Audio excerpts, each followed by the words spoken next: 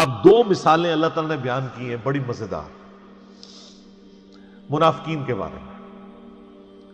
پہلی مثال سنیں. مثلہم کمثل الذی استوقد نارا، ان کی مثال اس طرح ہے جیسے کوئی شخص آگ روشن کرے. فلما اضاءت ما حولہ، اور جب ہر چیز روشن ہو جائے اس آگ کی وجہ سے جتنی اس ماحول میں ارد گرد ہے. ذہب اللہ بنورہم، اللہ تعالیٰ ان کی آنکھوں کا نور ہی لے جائے. وترکہم فی ظلمات لا یبصرون، اور ان کو اس گھپ اندھیرے میں رہنے دے جہاں ان کو کچھ سجھائی نہ دے. صم بکم عمی فہم لا یرجعون، پھر وہ ایسے لوگ گونگے ہیں، اندھے ہیں اور بہرے ہیں. سمن بہرے ہیں، بکمن گونگے ہیں، عمی اندھے ہیں، فہم لا یرجعون یہ واپس نہیں پلٹ سکتے.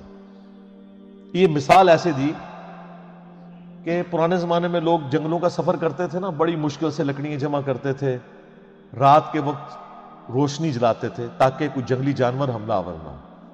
اللہ تعالیٰ نے آگ کا ایسا روب رکھا ہے کہ آگ کہیں جل رہی ہو تو شیر بھی قریب نہیں جاتا، شیر بھی آگ سے ڈرتا ہے. تو وہ اپنی سیکیورٹی کے لیے آگ جلایا کرتے تھے.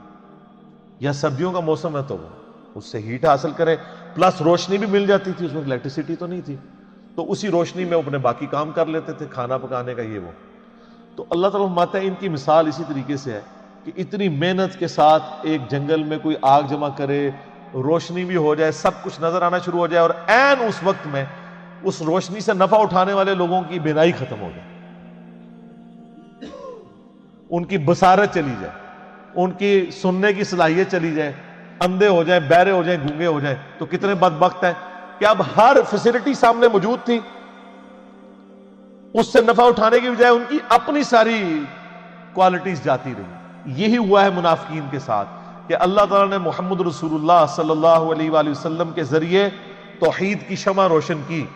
بالکل جب ہر چیز واضح نظر آ گئی کہ یہ وہی پیغمبر ہیں جن کی نشانیاں تورات اور انجیل کے اندر موجود ہیں، اور عین جب ٹائم آیا کہ یہی یہودی جو تڑی لگایا کرتے تھے اوس اور خزرج کو، یہ اسلام قبول کرتے، عین ٹائم پہ انہوں نے انکار کیا اور اللہ کے عذاب کا کوڑا ان پہ برسا کہ ان کی آنکھوں کی بینائی چلی گئی. اب محمد رسول اللہ صلی اللہ علیہ وآلہ وسلم ایک روشنی کا مینار سامنے موجود ہے، لیکن یہ اتنے بدبخت ہیں کہ ان کی بینائی جا چکی ہے، ان کو دیکھ کے بھی اب ایمان قبول نہیں کریں گے. وہ جو میں نے پہلے آیات پڑھی تھی، وَلَوْ أَنَّنَا نَزَّلْنَا إِلَيْهِمُ الْمَلَائِكَةَ. سر یہ کوئی اللہ تعالیٰ کا تعارف ہوا ہے آپ لوگوں کو؟ یہ کون سا خدا ہے؟ اور یہ پہلے صفحے پہ ہے. یہ نہیں ہے کہ 50 صفحے پڑھنے تو بعد کہتے پہلے میٹھی میٹھی باتیں کریں نا پھر کڑوی باتیں کریں. نہ، میٹھی باتوں سے کبھی بات سمجھ نہیں آتی ہے. دوسری مثال، او کصیب من السماء فیہ ظلمات ورعد، یا پھر ان کی مثال ایسی ہے کہ آسمان سے بادلوں سے می برس رہا ہو، بڑی تیز بارش ہو رہی ہو. فیہ ظلمات ورعد وبرق، اور اس بارش کے موسم کے اندر اندھیرا بھی چھایا ہوا ہو کالے بادلوں کی وجہ سے، اور گرج بھی ہو، اور بجلی بھی چمک رہی ہو، یعنی ایک طوفانی موسم ہو. یجعلون اصابعہم فی آذانہم من الصواعق حذر الموت، اور ٹھونستے ہیں یہ لوگ اپنی انگلیاں اپنے کانوں میں کڑک کے باعث موت کے ڈر سے. واللہ محیط بالکافرین، حالانکہ اللہ ایسے کافروں کو گھیرے ہوئے ہیں. یکاد البرق یخطف ابصارہم، قریب ہے کہ بجلی اچک لے ان کی بینائی کو. کلما اضاء لہم مشوا فیہ، جب کبھی وہ بجلی چمکتی ہے تو اس بجلی کی چمک کی وجہ سے وہ روشنی جو آتی ہے اس روشنی میں چلنا شروع کر دیتے ہیں، کیونکہ گپ اندھیرا ہے کالے بادلوں کی وجہ سے، دن کے وقت بھی ہو جاتا ہے رات کے وقت بھی، اس روشنی کے سے تھوڑا سا راستہ نظر آتا ہے تو چلنا شروع کرتے ہیں. وَإِذَا أَظْلَمَ، اور جب وہ اس پہ اندھیرا چاہتا ہے، عَلَيْهِمْ، اس پر، ان پر، قاموا، تو کھڑے ہو جاتے ہیں. وَلَوْ شَاءَ اللَّهُ لَذَهَبَ بِسَمْعِهِمْ وَأَبْصَارِهِمْ، اور اگر اللہ چاہتا تو ان کی سماعت بھی لے جاتا اور ان کی بصارت بھی، کانوں اور آنکھوں سے انہیں محروم کر دیتا. ان اللہ علی کل شیء قدیر، بے شک اللہ تعالی ہر چیز کے اوپر قدرت رکھتا ہے. یہ بڑی امپورٹنٹ مثال ہے. اللہ تعالیٰ نے مثال دی ہے کہ منافقین جو ہے نا وہ دین پہ کنارے کنارے چلتے ہیں. سورہ حج میں بھی آیت ہے کہ یہ کنارے کنارے چلتے ہیں. جس طرح آج کل مسلمانوں کی اکثریت ہے، اگر کوئی نوجوان بچہ دین کے اوپر چلنا شروع کرتا ہے، وہ کہتے ہیں یار کیا تو نے جوانی میں روگ لگا لیا ہے، داڑھی رکھنی کو ضروری ہے، بس اپنی چپ کر کے نماز پڑھو. جو تھوڑے اور لبرل ہیں وہ کہتے ہیں نماز ہی پڑھنی ہے نا، گھر ہی پڑھ لو. کیوں فینیٹک بن رہے ہو؟ حالات و واقعات جب فیور میں ہو تو سب ٹھیک، جیسے ہی مشکل آئے تو ساتھ ہی وضو ٹوٹ گیا. تو منافقین کے بارے میں بھی اللہ تعالیٰ ہمارے ان کی مثال ایسی ہے کہ یہ اللہ تعالیٰ کی طرف سے میہ برس رہا ہے، اللہ کی رحمت کا، نبی علیہ السلام کی موجودگی ہے، اللہ کی طرف سے وحی آسمان سے نازل ہو رہی ہے. لیکن یہ وحی خالی وحی نہیں آ رہی ہے، اس کے ساتھ پھر جہاد کی اور قتال کی تکلیفیں بھی جڑی ہوئی ہیں، معاشرے کی جو پابندیاں وہ بھی جڑی ہوئی ہیں. باپ کو بیٹے سے الگ ہونا پڑے گا، بھائی کو بھائی سے الگ ہونا پڑے گا. اب یہ منافقین کا حال یہ ہے، چونکہ یہ تو دنیا دار ہوتے ہیں، جب ان کے اوپر کوئی مصیبت آتی ہے نا تو ٹھٹک کے کھڑے ہو جاتے ہیں، دین پہ چلنے سے انکار کر دیتے ہیں، اور جب حالات سازگار ہوتے ہیں تو چلنا شروع کر دیتے ہیں. تو یہ مذبذبین بین ذالک، اس کے درمیان یہ اوسیلیٹ کرتے رہتے ہیں. حالات سازگار ہوں تو دین پہ چلیں گے، اور جیسے ہی مشکل وقت آئے گا ٹھٹک کے کھڑے ہو جائیں گے. تو یہی اکثر لوگ کرتے ہیں. یہ دین کے معاملات اب آپ دیکھ لیں، جب دین پہ چلنا آسان ہو تو سارے بڑے خوش ہیں، جب دین کے اوپر چلنا مشکل ہو جائے تو بڑے بڑے ایمان والوں کے بھی وضو ٹوٹ جاتے ہیں. تو منافقین کا بھی یہی حال تھا. وہ آپ آگے چل کے دیکھیں گے، جہاد کے اندر بھاگتے تھے، اور جب کبھی کامیابی ہو جاتی تھی کہتے تھے مال غنیمت میں سے ہمیں بھی حصہ دیں، ہم نے بھی جانا ہی تھا، بس وہ کوئی مجبوری ایسی ہوگی. اور جب کبھی مسلمان شہید ہو جاتے ہیں، جس طرح غزوہ احد کے اندر ہوا، تو پھر اکیلے کہتے ہیں شکر ہے اسی پہلے ہی نہیں نال گئے. یہ سیم کریکٹر آج بھی مسلمانوں کے اندر موجود ہے، دین پہ کنارے کنارے. اور اس میں معذرت کے ساتھ سب سے بڑے مجرم ہمارے ماں باپ ہیں، اور ان کے ماں باپ، اور ان کے ماں باپ، جنہوں نے ہمیں بابوں کا دین دیا، کتابوں کا دین نہیں بتایا. اور اس سے بڑے مجرم آج کل کے وہ وائزین ہیں جو آپ کو یہ کہانیاں کراتے ہیں کہ آپ دین پہ چلیں تو انشاءاللہ سارے مسئلے حل ہو جائیں گے. سر یہ قرآن کی کس آیت میں لکھا ہوا ہے دین پہ چلنے سے آپ کے سارے مسئلے حل ہو جائیں گے؟ تو صحابہ کرام کے تو مسئلے کوئی نہیں حل ہوئے، ان کو تو جنگوں کی تکلیفوں سے گزرنا پڑا.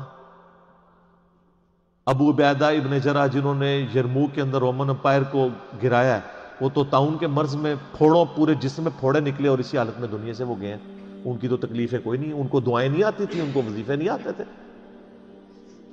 اللہ کے محبوب صلی اللہ علیہ وآلہ وسلم کو اپنی 3 جوان بیٹیاں اپنی زندگی میں دفنانی پڑی. چوتھی کے بارے میں بتا دیا گیا یہ بھی آپ کی وفات کے 6 مہینے کے بعد فوت ہو جائے گی. 4 بیٹے بچپن میں فوت ہو گئے، 2 بیٹیوں کو ایک ہی دن طلاق ہو گئی. تو اللہ کے نبی کی مشکلات کیا دنیاوی آسان ہو گئی تھی؟ صحابہ کرام کی دنیا میں کیا تکلیف آسان ہو گئی تھی؟ تکلیف جھیلنا آسان ہوگا، تکلیفیں کو نہیں ختم ہونی. ایک کنو کاٹ لو گا، وہ آسان اس لیے ہو جائے گا ان اللہ مع الصابرین، اللہ آپ کو صبر کی توفیق دے دے. بس تکلیفیں دور کوئی نہیں ہونی. یہ آپ کو کہانیاں کرا رہے ہیں لوگ، پھر لوگ یہاں رابطہ کرتے ہیں وہ جی جناب جب سے دین پہ چلے ہیں کاروبار خراب ہو گیا. تو ہمیں تو بتایا گیا تھا کاروبار چمکے گا، کہانی کرائی گئی تھی. ایسا تو نہیں ہوگا، مشکلات آئیں گی. جامع ترمذی میں ابو داؤد میں حدیث ہے کہ سب سے زیادہ تکلیفیں اللہ تعالیٰ کی طرف سے پیغمبروں پہ آتی ہیں، اس کے بعد ان پہ آتی ہیں جو ان کے بعد سب سے بڑھ کے اللہ کو محبوب ہوتے ہیں، اور اس کے بعد ان پہ آتی ہیں جو ان کے بعد سب سے بڑھ کر اللہ کو محبوب ہوتے ہیں. حتیٰ کہ انسان پہ یہ تکلیفیں آتی رہتی ہیں اور اس کے بدلے اللہ اس کے گناہ معاف کرتا رہتا ہے، اور جب وہ دنیا سے اٹھایا جاتا ہے تو پاک و صاف اٹھایا جاتا ہے. سر پھر آپ دیکھ لینا، اسی لیے المستدرک الحاکم نے جب سیدنا ابو ذر غفاری رضی اللہ تعالیٰ عنہ کا چیپٹر باندھا نا امام حاکم نے، تو پہلی حدیث یہی لے کے آئے ہیں جو میں نے بیان کی ہے کہ سب سے زیادہ تکلیفیں کس پہ آتی ہیں؟ انبیاء پہ، اس کے بعد ان کے اوپر آتی ہیں جو انبیاء کے بعد وہ یہ بتانا چاہ رہے تھے کہ ابو ذر غفاری کی پوری زندگی غموں سے عبارت ہے. تو کوئی یہ نہ سمجھے کہ ان پہ غم کیوں ہے، تو وہ اس لیے کہ یہ انبیاء کے بعد سب سے بڑھ کر اللہ کو محبوب بندوں میں سے ایک بندہ تھا. اور میرا کلپ بھی آپ ذرا یوٹیوب پہ ایک اشکبار آنکھوں سے سننے والا کلپ ہے سیدنا ابو ذر غفاری صادق کے نام سے، تو آپ کو پتہ چلے کہ ان کی زندگی میں ان کو کیسی مشکلات اٹھانی پڑی. تو تکلیفیں جڑی ہوئی ہیں، ان کی تکلیفیں تو کوئی دور نہیں ہوئی. سیدنا ابو ذر غفاری رضی اللہ تعالیٰ عنہ کی، ان اللہ علی کل شیء قدیر، بے شک اللہ تعالی ہر چیز پر قدرت رکھتا ہے. اللہ کی قدرت یہ بھی ہے کہ کسی کو زبردستی ہدایت دے دے، لیکن اس نے فیصلہ یہی طے کیا کہ جو کوشش کرے گا نا، پہلی کوشش آپ نے کرنی ہے. اِنَّا هَدَيْنَاهُ السَّبِيلَ اِمَّا شَاكِرًا وَإِمَّا كَفُورًا، ہم نے راستہ ہدایت کا واضح کر دیا، اب تمہاری مرضی ہے، چاہے تو شکر گزاری کی روش اختیار کرو، خواہ نہ شکری کی. اللہ نے زبردستی ہدایت کوئی نہیں دینی، یہ اس کی ضد ہے. اس نے اپنا رول ہی ایسا رکھا. ابو الحکم تھا ابو جہل، حکمت کا باپ، سارے فیصلے کرتا تھا وہاں کے بڑے بڑے، سمجھ لیں وہاں کا چیف جسٹس تھا. اور اسی کے غلام ہے سیدنا یاسر، سیدہ سمیہ، ان کا بیٹا عمار بن یاسر رضی اللہ عنہم اجمعین وعلیہم السلام اجمعین ورحمہم اللہ اجمعین. لیکن آپ دیکھ لیں اس ابو جہل کو ہدایت کوئی نہیں ملی ہے. سیدہ سمیہ کو مل گئی، سیدنا یاسر کو مل گئی، اور ایسی ہدایت ملی کہ جان بھی انہوں نے اپنی لٹا دی، اسلام کے پہلے شہید بنے، اور ابو جہل کو بات ہی نہیں سمجھ آئی. امیہ ابن خلف کو سمجھ نہیں آئی، ان کے غلام کو سیدنا بلال کو سمجھ آ گئی. تو جو کوشش کرے گا اس کے لیے ہدایت ہے، ورنہ کوئی ہدایت نہیں ہے. سیدھی سیدھی چنڈی جی اللہ کی طرفوں، بالکل کنو کاٹ لو گل. اور یہ نا، یہ وہ جیسے الیاس قادری صاحب وہ مدنی چینل پہ اتنا بڑا انہوں نے لکھ کے لگایا ہوتا ہے نا، وہ بیج لگائے ہوتے ہیں، غیبت کے خلاف جنگ جاری رہے گی. سر یہ گلے میں تختی لٹکائیں کہ خدا بابوں کا خدا اور ہے اور کتابوں کا خدا اور. یہ تختیاں جو ہے نا آپ کے گلوں میں لٹکی ہونی چاہیے، اس کے بیج بنائیں. یہ اپنے گھروں کے باہر لکھ کے لگائیں. میں تو کہتا ہوں مسجدوں کے باہر یہ لکھ کے لگائیں، کتابوں کا خدا اور ہے اور بابوں کا خدا اور، تاکہ لوگوں کو پتہ چلے. ایک شعر اور بھی لکھ دیجیے گا. کون سا؟ نہ میں وابی نہ میں بابی، میں ہوں مسلم علمی کتابی. اور یہ علمی کتابی ہے، سورہ احقاف کی آیت نمبر 4 ہے، ایتونی بکتاب من قبل ھذا او اثارۃ من علم ان کنتم صادقین.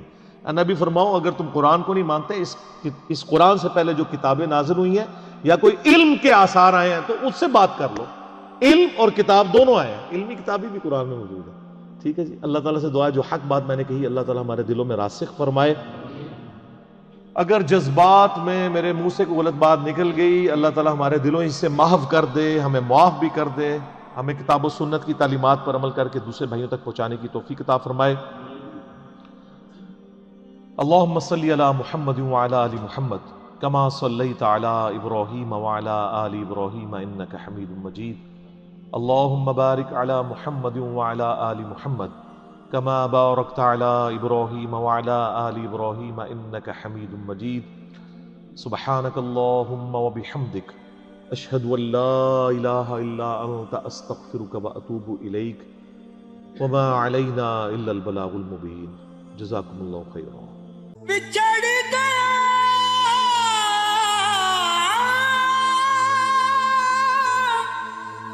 میرے دل دا جانی، تے میں ککھاں وانگر رل گئی، پھلاں نال نازک جندڑی میری وچ کنڈیاں دے رل گئی. غم سجنا دے مار مکا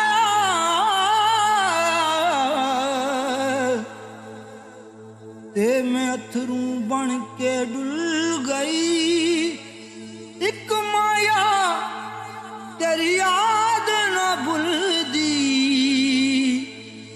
باقی ہر شے جگ دی بھول گئی. گئی